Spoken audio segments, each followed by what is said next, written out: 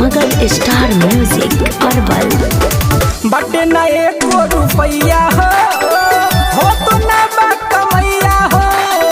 अब कैसे मनाई एकरा हम? बटे न एको रुपैया हो तो ना कमैया हो। तू ही कह कहाँ से भेज खर्चा हो। केहू से लेके भेजा तोड़ा कर्जा हो। धैले बाजे दिन ननका तोर के शिव चर्चा हो। केहू से लेके भेजा राजा कर्जा हो। धैले बाजे दिन ननका तोर के शिव चर्चा हो।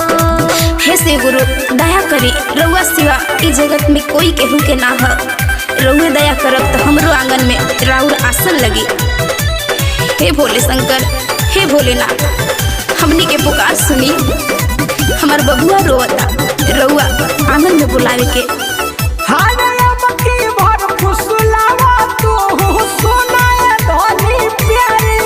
आहू खानो ना खाता पियता ना पानी कके गइनी उपाय सब हरी। ई त जिद ठनले बा कि शिव चर्चा होइबे करी।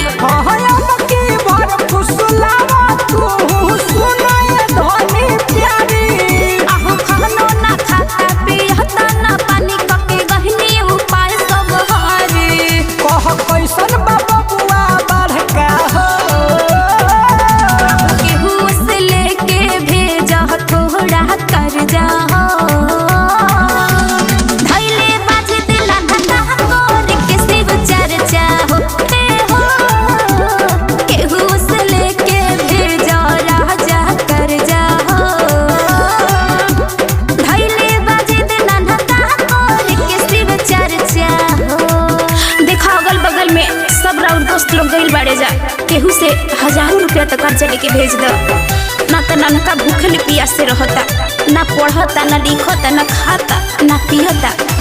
जिद धइले बा, एकदम ठनले बा कि हमारो अगना में डीजे बाज के शिव चर्चा होइबे करे। ठीक है, बस सुनो, शिव